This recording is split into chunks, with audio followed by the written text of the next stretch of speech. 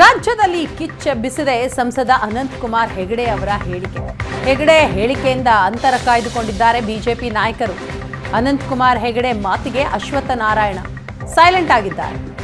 ರಾಜ್ಯದಲ್ಲಿ ಕಿಚ್ಚೆಬ್ಬಿಸಿದೆ ಅನಂತಕುಮಾರ್ ಹೆಗಡೆ ಅವರ ಹೇಳಿಕೆ. ಬಾಬ್ರಿಯಂತೆ ಇತರೆ ಮಸೀದಿಗಳು ಕೂಡ ನಿರ್ನಾಮ ಅಂತ ಹೇಳಿಕೆಯನ್ನ ಕೊಟ್ಟಿದ್ರು ಸಂಸದ ಅನಂತಕುಮಾರ್ ಹೆಗಡೆ. ಅವರ ಹೇಳಿಕೆಯಿಂದ ಈಗ ಅಂತರವನ್ನು ಕಾಯ್ದುಕೊಂಡಿದ್ದಾರೆ ಬಿಜೆಪಿ ನಾಯಕರು. ಅನಂತಕುಮಾರ್ ಹೆಗಡೆ ವೈಯಕ್ತಿಕ ಹೇಳಿಕೆಯ ಬಗ್ಗೆ ಮಾತನಾಡಲ್ಲ ಅಂತ ಹೇಳ್ತಾರೆ ಡಾಕ್ಟರ್ ಅಶ್ವತ್ಥ ನಾರಾಯಣ. ಮೋದಿ ಎಲ್ಲ ಧರ್ಮಗಳನ್ನು ಗೌರವಿಸಬೇಕು ಅಂತ ಹೇಳ್ತಾರೆ. ಬೆಂಗಳೂರಿನಲ್ಲಿ ಮಾತನಾಡಿದಂತಹ ಮಾಜಿ ಡಿಸಿಎಂ ಅಶ್ವತ್ಥ ನಾರಾಯಣ ಹೆಗಡೆ ಅವರ ಮಾತಿಗೆ ಸೈಲೆಂಟ್ ಆಗಿದ್ದಾರೆ.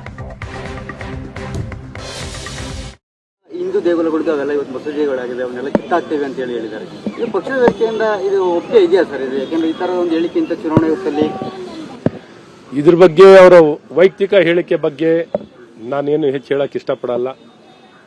ಹಾಗಾಗಿ ಇವತ್ತು ನಮ್ಮೆಲ್ಲರ ನೆಚ್ಚಿನ ಪ್ರಧಾನಮಂತ್ರಿಗಳಾದಂಥ ನರೇಂದ್ರ ಮೋದಿ ಅವರು ಏನು ಹೇಳ್ತಿರೋದು, ಸಾಮರಸ್ಯ, ಐಕ್ಯತೆ, ಎಲ್ಲ ಧರ್ಮಗಳನ್ನು ಗೌರವಿಸುವಂಥದ್ದು ನಮ್ಮೆಲ್ಲರ ಕರ್ತವ್ಯ. ವಸುದೈವ ಕುಟುಂಬಕಂ ಅನ್ನುವಂಥ ಒಂದು ಭಾವನೆಯಲ್ಲಿ ಹೌದು ನೋವಾಗಿದೆ.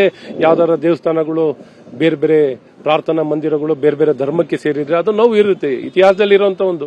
ನೀವು ಪೋಷಕರಾಗಲು ಕಾಯುತ್ತಿದ್ದೀರಾ? ಚಿಂತಿಸದಿರಿ. ಓಯಾಸಿಸ್ ಫರ್ಟಿಲಿಟಿ 90,000 ದಂಪತಿಗಳ ಜೀವನದಲ್ಲಿ ಸಂತೋಷವನ್ನು ತಂದಿದೆ. 7825893601ಗೆ ಕರೆ ಮಾಡಿ. ಅತ್ಯದ್ಭುತ ರಿಯಾಯಿತಿ ಪಡೆಯಿರಿ ಹಾಗೂ ಎಲ್ಲರಿಗೂ ಗುಡ್ ನ್ಯೂಸ್ ಕೊಡಿ. ಆದ್ರೆ ಇದಕ್ಕೀಗ ಹೆಚ್ಚು ಇನ್ನೇನು ಅದಕ್ಕೆ ಪ್ರತ್ಯೇಕವಾಗಿ ವಿಶೇಷವಾಗಿ ವಿಚಾರಗಳನ್ನು ಕೈಗೆತ್ತಿಕೊಳ್ಳುವಂತ ಏನು ಸಂದರ್ಭಗಳಲ್ಲ. ಮತ್ತು ಆ ವಿಚಾರಗಳನ್ನು ನಮ್ಮ ಮುಂದೆನೂ ಸಹ ಇಲ್ಲ. ಇವತ್ತೇನು ರಾಮ ಮಂದಿರ ನಿರ್ಮಾಣ ಆಗಿ ಪ್ರಾಣ ಪ್ರತಿಷ್ಠಾಪನೆ ಆಗ್ತಿರುವಂಥದ್ದು ಬಹಳ ಮುಖ್ಯವಾಗಿರುವಂಥದ್ದು. ಇಂಥ ಭಾವನೆಗಳು ಇಂಥ ಸಂದರ್ಭದಲ್ಲಿ ಸೂಕ್ತನೂ ಅಲ್ಲ ಅಂತ ನಾನು ಹೇಳಕ್ಕೆ.